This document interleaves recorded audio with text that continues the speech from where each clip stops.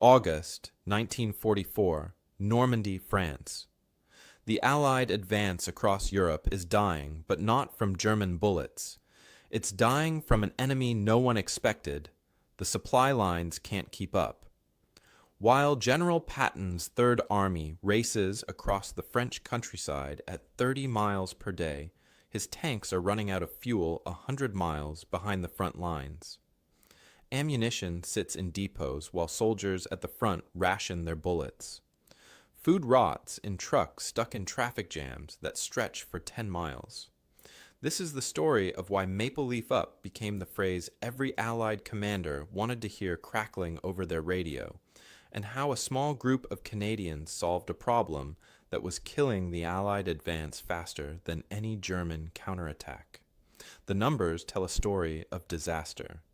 By late summer 1944, American supply columns are only delivering 60% of what forward units actually need. British transport battalions are running 12 hours late on average because of traffic jams at every major crossroad. The British 21st Army Group has to ration artillery shells to just 25 rounds per gun per day, which is half of what they need to fight effectively. Patton's tanks sit silent, not because they're damaged, but because they have no gas. One American quartermaster writes in his report that his depot has 3 million meals sitting in trucks, but he can't unload them because yesterday's trucks are still being emptied, and tomorrow's convoy is already arriving. The system is choking on its own success. Into this chaos walks Lieutenant Colonel William J. Murphy, though everyone calls him Bill. He's 34 years old, born and raised in rural Manitoba, and before the war he managed grain elevator logistics for Canadian Pacific Railway.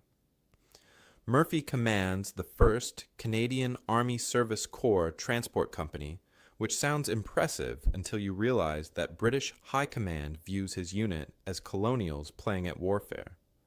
The British officers went to Sandhurst. The American officers went to West Point. Murphy went to work at a grain elevator when he was 16. His uniform doesn't fit quite right. His accent marks him as a prairie farmer's son. When he speaks at planning meetings, the career military men exchange glances that say everything about what they think of his opinions.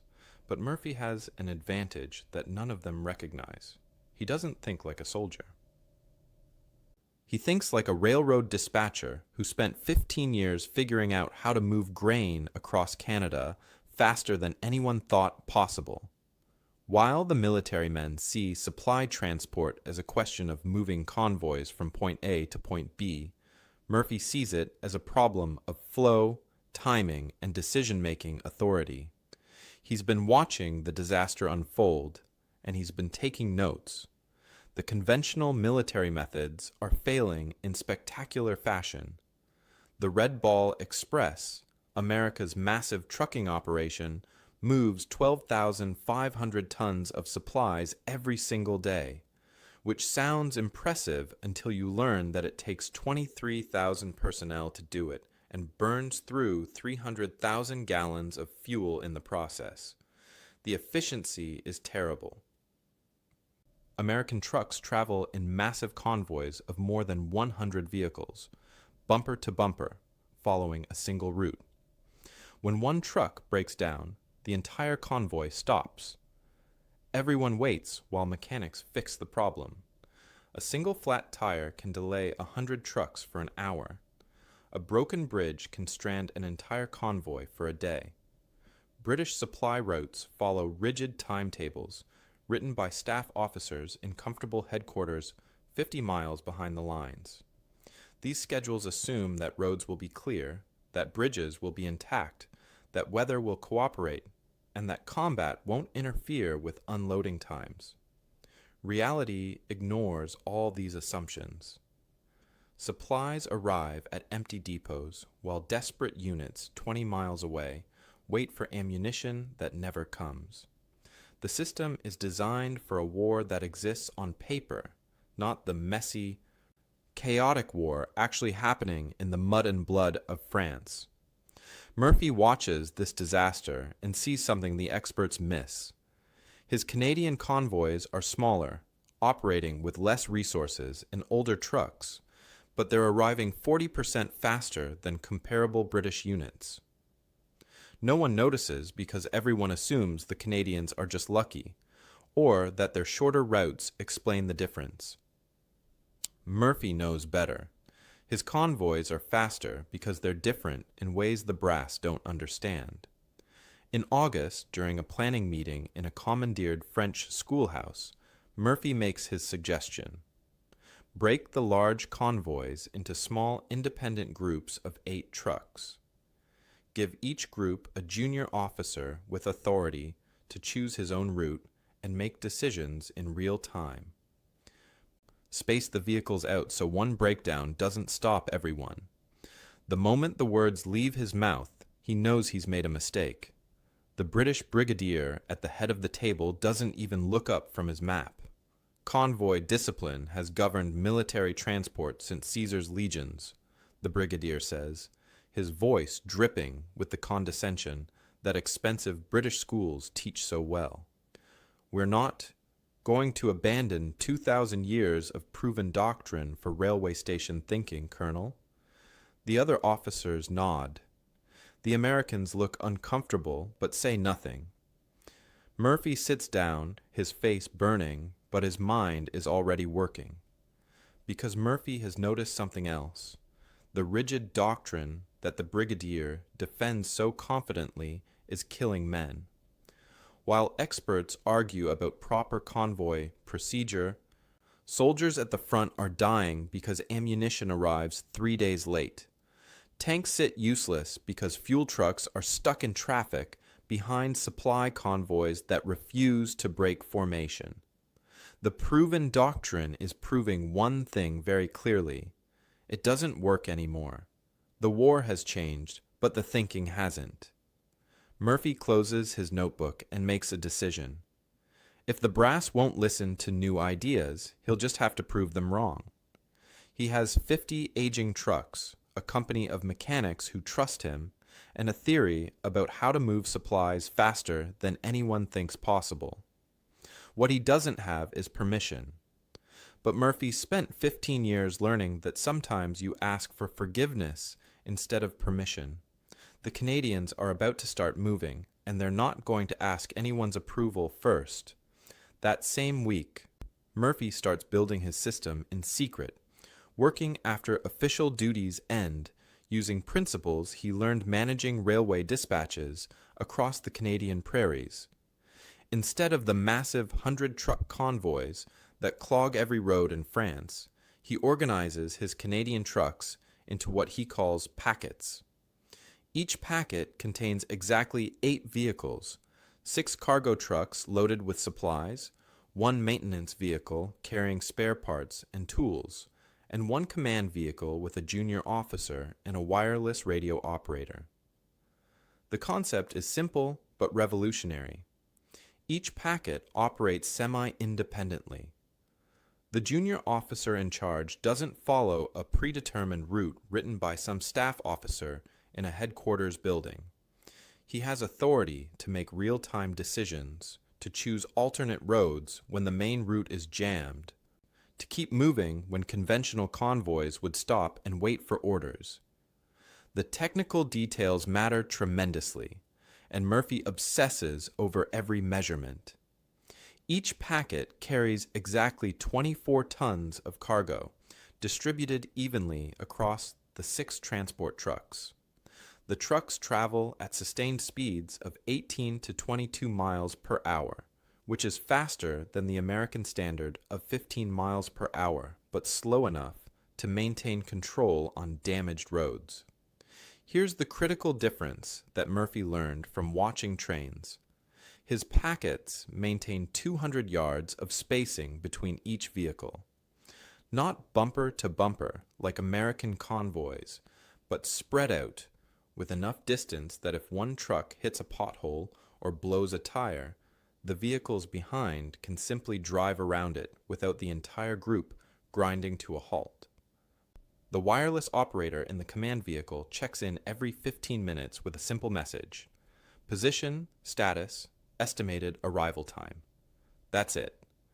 No lengthy reports, no requests for permission to proceed. Just information flowing back so Murphy knows where his trucks are and whether they're on schedule. The maintenance vehicle is Murphy's secret weapon, and he designed it himself, using knowledge from 15 years of keeping grain trucks running in Manitoba winters. Each maintenance vehicle carries standardized repair kits containing parts for the 6 most common mechanical failures: spare tires, fan belts, fuel, filters, spark plugs, radiator hoses, and brake cables.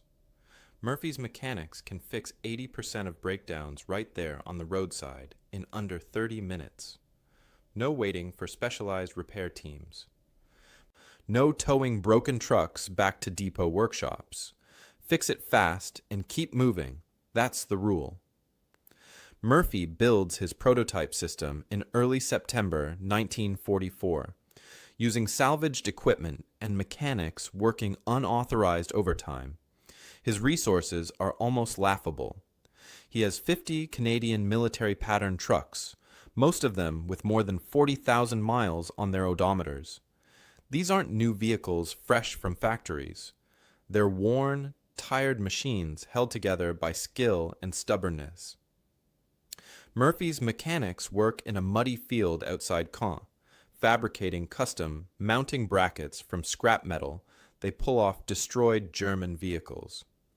These brackets standardize how cargo loads are secured, which means loading time drops from 45 minutes per vehicle down to 18 minutes. Every second saved is a second gained. Murphy learned that lesson moving grain cars, efficiency isn't one big improvement, it's 100 small ones added together. The first unauthorized test happens on September 12, 1944, and Murphy knows his career depends on it working. He dispatches 3 packets, 24 trucks total, carrying artillery ammunition to the 2nd Canadian Infantry Division near the Scheldt Estuary. It's a 180-mile run through territory that was a battlefield just weeks ago. Roads are damaged.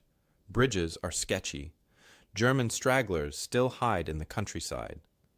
Murphy bypasses the official route through Caen, which is a congested nightmare where American, British, and Canadian traffic fights for space on roads designed for French farm wagons.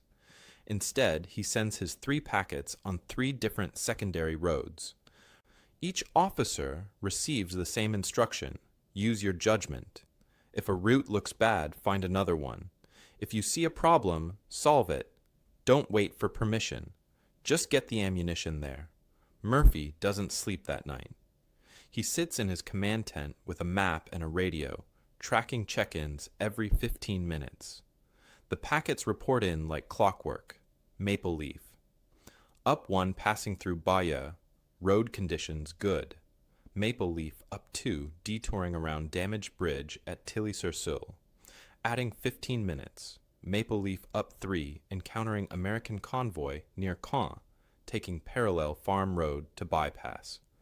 The wireless reports are brief, calm, professional. Murphy stares at his map and does the math in his head, calculating speeds and arrival times, second-guessing every decision. The results exceed even Murphy's hopes. All 3 packets arrive at the 2nd Division's ammunition depot within 90 minutes of each other. The average journey time is 6 hours and 20 minutes. Murphy checks with the American Transportation Office. Comparable American convoys on the main route through Caen are taking 11 to 13 hours for similar distances. His packets just moved ammunition twice as fast, using older trucks on worse roads. When Murphy's trucks roll into the depot, the Canadian quartermaster there gets on the radio with confusion in his voice. "Maple Leaf up? I thought you fellows weren't due until tomorrow morning. We haven't even cleared space for unloading yet." Murphy finds his pivotal supporter completely by accident. Brigadier James Frederick Lister commands an artillery brigade that depends on steady ammunition supply like a heart depends on blood. Lister is a practical man who cares about results, not procedures. When he hears that Murphy's unauthorized convoy delivered his ammunition a day early, he radios Murphy directly and asks one question: "Can you do that again?" Murphy says yes. Lister requests Murphy's packets exclusively for his brigade's resupply operations. When a British logistics officer objects to these irregular procedures and threatens to report Murphy for breaking protocol, Lister's response is ice-cold and perfect. "The irregular procedures deliver my ammunition on time. Your regular procedures deliver excuses and empty promises. I'll take the ammunition." Through September and October, Murphy expands his system quietly, packet by packet, proving the concept works every single day. By November 1st, the 1st Canadian Army Service Corps operates 200 trucks organized into 25 independent packets. The measurable successes become impossible to ignore. Canadian packets achieve 92% on-time delivery compared to 61% for British units and 58% for American Red Ball Express convoys running the same general routes. Fuel consumption per ton-mile delivered is 37% lower than American operations. Murphy's mechanics fix breakdowns so fast that his vehicle availability rate is 96%, which means almost every truck is running almost all the time. The transition from skepticism to desperate adoption happens in late October when Montgomery's 21st Army Group bogs down in brutal fighting around the Scheldt. British supplies can't keep pace with ammunition consumption. Guns fall silent not because gunners are dead, but because shells don't arrive.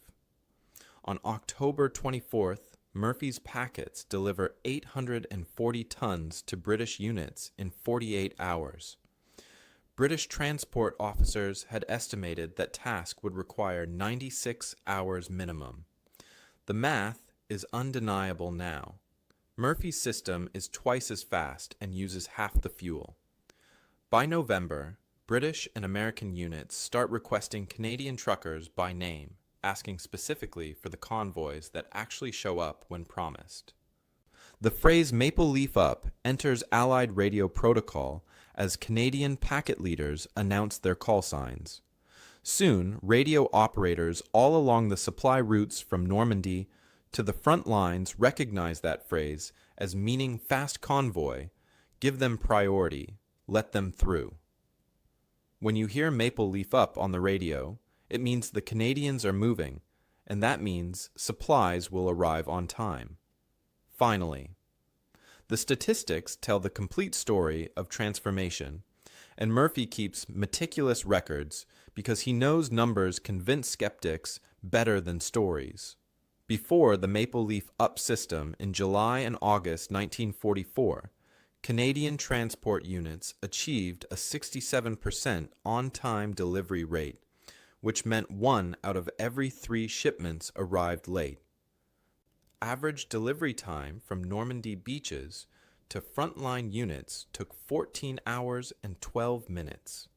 Vehicle breakdown rate hit 18% per trip, meaning almost 1 in 5 trucks suffered mechanical failure. Cargo damaged in transit measured 8.7% because rough handling and multiple transfers broke containers and spoiled supplies. Fuel consumption ran at 2.8 gallons per ton-mile, which sounds technical but means the trucks burned enormous amounts of gas just moving supplies around. After Murphy's system gets fully implemented between November 1944 and March 1945, the numbers transform completely. On-time delivery jumps to 94%. Average delivery time for comparable routes drops to 7 hours and 6 minutes, cutting travel time in half. vehicle breakdown rate plummets to 4% per trip, and most of those breakdowns get fixed roadside in under 30 minutes. Cargo damage falls to 1.9% because packets handle loads more carefully and transfer them less frequently. Fuel consumption drops to 1.76 gallons per ton-mile, saving thousands of gallons every single day. These aren't small improvements. This is a complete revolution in how supplies move. By December 1944, Canadian transport companies operate 800 trucks organized into 100 packets, covering routes from the massive port at Antwerp all the way to the Rhine River. The scale of operations is stunning. Canadian packets deliver an average of 4,200 tons daily, using 1/3 the personnel that equivalent American operations require. Murphy's system is doing more with less, moving faster with older equipment, and making it look easy. The contrast with alternative approaches makes Murphy's achievement even more remarkable. The Red Ball Express, despite its legendary reputation and Hollywood fame, is a logistical dinosaur consuming resources at an unsustainable rate. American convoys of more than 100 vehicles require military police stationed at every single intersection to direct traffic. They burn fuel at horrific rates just to move fuel to the front. They create traffic paralysis wherever they go because 100 trucks, moving bumper to bumper, take up miles of road and can't get out of their own way when problems develop. British supply columns follow rigid schedules written weeks in advance by staff officers who've never driven a truck in combat conditions. These timetables make British convoys predictable, easy targets for German interdiction, and completely inflexible when reality doesn't match the plan. The specific failures of conventional methods before Murphy's innovation repeat themselves with tragic consistency. On August 29, 1944, a 140-vehicle American convoy, destined for Patton's Third Army, takes 17 hours to travel just 80 miles because a single bridge collapses under the weight of too many heavy trucks crossing too close together. The entire convoy stops. Everyone waits. No one has authority to find another route because the route was predetermined by headquarters. British timetables assume 6-hour transit windows with perfect conditions, so when combat delays unloading operations, supplies sit uselessly in trucks while the next scheduled convoy arrives on time and creates complete gridlock at depots. One British quartermaster files a report on September 15th that describes the insanity perfectly. 3 days' worth of supplies are physically present at his depot, but completely inaccessible because trucks are parked so densely that nothing can move and nothing can be unloaded. German intelligence officers are professional and competent, and they quickly identify Canadian packets as priority targets for interdiction. Luftwaffe reconnaissance photographs from December 1944, captured after the war, showed German analysts marking Kanadische Schnellkolonnen on their maps, which translates to Canadian fast columns. The Germans understand these smaller convoys are more vulnerable to ambush than the massive American formations. They attempt coordinated attacks using hidden anti-tank guns and small groups of infantry to hit Canadian packets on isolated roads. But Murphy's decentralized structure proves remarkably resilient against these tactics. When a packet encounters enemy fire, the lead officer doesn't radio back to headquarters and wait for instructions. He makes an immediate decision: fight through, back up, and find another route, or call for help if needed. Meanwhile, other packets traveling parallel routes automatically adjust their paths based on wireless reports. The system adapts faster than the Germans can react. Captured German after-action reports express genuine frustration at the unmögliche Canucks, the impossible Canadians, who appear to navigate by instinct rather than following predictable orders. One German intelligence summary complains that Canadian convoys seem to know where ambushes are waiting before the ambushes happen, when the real answer is simpler. Murphy's officers have freedom to avoid anything that looks dangerous.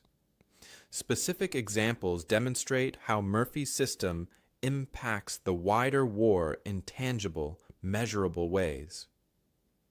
During the Battle of the Rhineland between February and March 1945, Canadian packets sustained the 2nd Canadian Corps' advance by delivering 900 tons daily across the devastated Reichswald forest, despite continuous German artillery fire hitting the main roads. A British corps advancing on a parallel axis manages only 540 tons daily using conventional convoy methods and falls behind schedule because supplies can't keep pace with combat consumption. On March 7, 1945, American forces achieve one of the war's great surprises by capturing the Ludendorff Bridge at Remagen completely intact before Germans can destroy it. The Americans suddenly have a crossing over the Rhine River, but they need bridging equipment and massive amounts of ammunition immediately to exploit this unexpected opportunity. Murphy's packets delivered 240 tons of critical supplies to Remagen within 18 hours of the bridge's capture, before official orders are even written and transmitted through normal channels. The American division commander writes a letter after the battle stating bluntly, "We radioed for Canadian trucks before we radioed for reinforcements because we knew the trucks would actually arrive."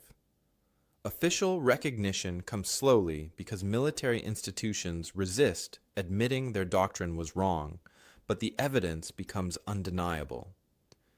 In January 1945, Montgomery's 21st Army Group Headquarters issues Logistical Memorandum 47, a dry bureaucratic document with revolutionary content recommending that all transport units adopt Canadian packet methodology.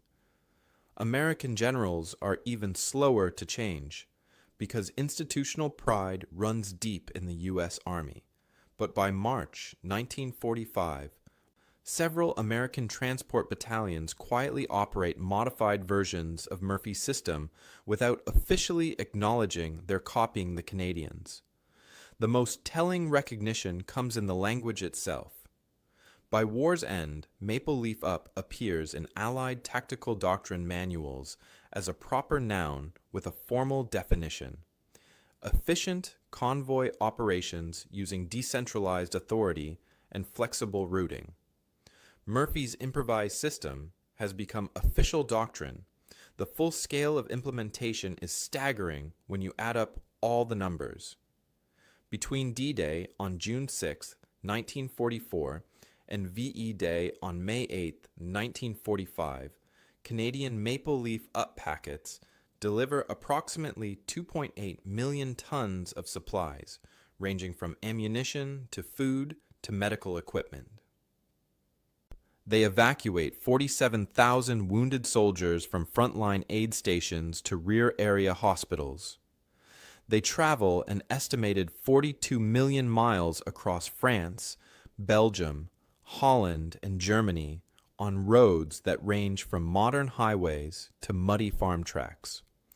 0 complete packets are lost to German action, though 18 individual vehicles are destroyed by artillery, air attack, or ambush. The reliability becomes so legendary that when Field Marshal Montgomery needs absolutely critical supplies delivered on an emergency basis, his staff doesn't request transport units by designation or number. They simply ask for Canadian packets by name because everyone knows those are the trucks that actually arrive when promised. Maple leaf up means the supplies will get there. In a war where so much goes wrong, that simple reliability is worth more than gold. The post-war evolution of maple leaf up methodology proves that Murphy's innovation wasn't just a wartime trick, but a fundamental advance in how logistics actually works. In 1946, Lieutenant Colonel Murphy returns to civilian life with a promotion to full colonel and a head full of ideas about how to move things faster and cheaper. He goes back to Canadian Pacific Railway, the same company where he learned his trade before the war, but now he's not just a manager. He's a man who reorganized Allied logistics in Europe, and CPR gives him authority to implement military packet principles in commercial freight operations. Murphy applies everything he learned in France to moving grain, lumber, and manufactured goods across Canada. He breaks up long freight trains into shorter, more flexible consists that can take alternate routes when main lines are congested. He gives local dispatchers more authority to make real-time decisions instead of requiring approval from distant headquarters for every route change. He standardizes maintenance procedures so repairs happen faster with fewer spare parts sitting in warehouses. Within 2 years, CPR reduces cross-country delivery times by 28% and cuts fuel costs by 19%. The company doesn't advertise these improvements as military innovation brought home. They just quietly make more money while their competitors wonder how CPR suddenly got so efficient. Murphy's logistics manuals, written in plain language that any truck driver or railway dispatcher can understand, become required reading at the U.S. Army Transportation School at Fort Eustis, Virginia. Young American officers study the same principles that their superiors dismissed as railway station thinking during the war. The manuals teach decentralized authority, flexible routing, standardized maintenance, and the critical importance of giving junior leaders freedom to make decisions. These aren't revolutionary ideas anymore. They're just how modern logistics works, and a generation of officers learns them without necessarily knowing they came from a Manitoba grain elevator manager who the British once dismissed as a colonial amateur. Bill Murphy himself receives the Order of the British Empire in 1945, a medal given quietly without publicity or newspaper coverage. The ceremony happens in a small office in London with only a handful of witnesses. Murphy accepts the award politely, thanks the presenting officer, and never mentions it much afterward. He doesn't seek recognition for what he did. When a military historian interviews him in 1974 for a book about Canadian logistics in World War II, Murphy's response is typical of the man. "I just moved the groceries. Other fellows did the fighting and dying. They're the ones who mattered." Murphy retires from Canadian Pacific Railway in 1968 after 42 years with the company. He moves to a small house in Winnipeg and lives quietly, tending a garden and reading history books. He dies in 1982 at age 72. His obituary in the Winnipeg Free Press runs 6 sentences long. It mentions his railway career and his military service, but doesn't explain what maple leaf up means or how his innovation changed modern logistics. No monuments commemorate his achievement. No schools bear his name. The man who outperformed the combined military establishments of 3 major powers fades into obscurity, remembered only by a shrinking number of veterans who knew what those words meant when they crackled over a radio in France. But Murphy's ideas live on in ways he never imagined. Modern military logistics, from American operations in Iraq and Afghanistan to NATO exercises across Europe, use direct descendants of Murphy's decentralized packet system. The U.S. Army's current convoy operations doctrine, written and rewritten over decades, enshrines principles Murphy pioneered in 1944.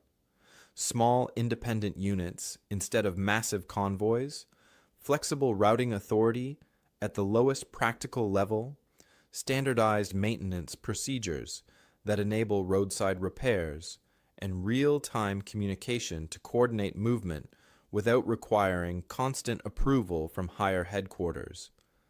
The language has changed and the technology has improved, but the fundamental concepts are Murphy's. When a young American lieutenant in Iraq in 2007 leads a convoy of 8 vehicles, maintains spacing between trucks, and has authority to change routes when his planned path looks dangerous, he's executing Murphy's doctrine whether he knows it or not. Commercial trucking has adopted Murphy's methodology even more completely than the military. Modern freight operations with GPS tracking, computerized route optimization, and autonomous decision-making authority are essentially Murphy's 1944 system amplified by 70 years of technology. When a truck driver for a major shipping company gets a route assignment but has freedom to take alternates if traffic is bad, that's Murphy's flexible routing. When freight companies maintain standardized repair kits in their trucks to fix common problems without towing vehicles back to shops, that's Murphy's maintenance philosophy. When dispatchers track shipments in real time and coordinate multiple vehicles independently rather than in rigid convoys, that's Murphy's packet system with satellites and computers. The entire modern logistics industry runs on principles a railway dispatcher from Manitoba developed to move ammunition through war-torn France. The broader conclusions about innovation and adaptation extend far beyond logistics and military operations. Murphy succeeded not by having more resources than his competitors, but by questioning fundamental assumptions about how resources should be organized. Everyone else looked at the logistics crisis in 1944 and asked how to make the existing system work better. Murphy asked whether the existing system made sense at all. While American and British commanders scaled up conventional methods, building bigger convoys with more vehicles and more personnel, Murphy scaled down and decentralized. He recognized that efficiency often lies not in doing more of what already fails, but in restructuring systems to eliminate root causes of failure. This is the hardest kind of innovation because it requires admitting that accepted wisdom might be completely wrong. The contemporary challenge is recognizing when we're trapped in our own 100-truck convoy thinking, those moments when we solve problems by adding complexity instead of questioning underlying structures. Every organization, every institution, every system has its version of the massive convoy. The established way of doing things that everyone agrees must be correct because that's how it's always been done. Murphy's lesson is that sometimes the most transformative innovation comes from someone asking the dangerous question, does it actually have to work this way? The answer is often no, but discovering that answer requires the courage to test unconventional ideas when experts insist you're wrong. Murphy won the logistics war not through technological superiority or superior resources. He won through organizational intelligence, through understanding that giving junior officers authority to make decisions was more valuable than maintaining command hierarchy. He won by trusting the judgment of lieutenants and sergeants closer to actual conditions, rather than requiring them to follow plans written by staff officers 50 miles behind the lines. This was a revolutionary act in 1944, and it remains revolutionary today in any organization where decision-making authority concentrates at the top, and people on the ground must wait for permission to solve obvious problems. The enduring lesson of Maple Leaf Up is this: the most transformative innovations often come not from experts at the center, but from outsiders on the periphery who see systems clearly, precisely, because they weren't trained to accept their limitations. A grain elevator manager from Manitoba, armed with common sense and prairie pragmatism, outperformed military establishments that had been perfecting logistics for centuries. He did it not through heroics or dramatic breakthroughs, but through the revolutionary act of asking whether conventional wisdom actually made sense. When the radio crackled with those words, Maple Leaf Up, it meant more than Canadians on the move. It meant someone had decided that efficiency mattered more than tradition, that results trumped protocol, and that the right answer might come from the most unexpected source. Sometimes the best solution to a complex problem is elegantly simple: smaller convoys, smarter people, freedom to adapt. The Canadians proved it 80 years ago on the roads of France. We're still learning the lesson today.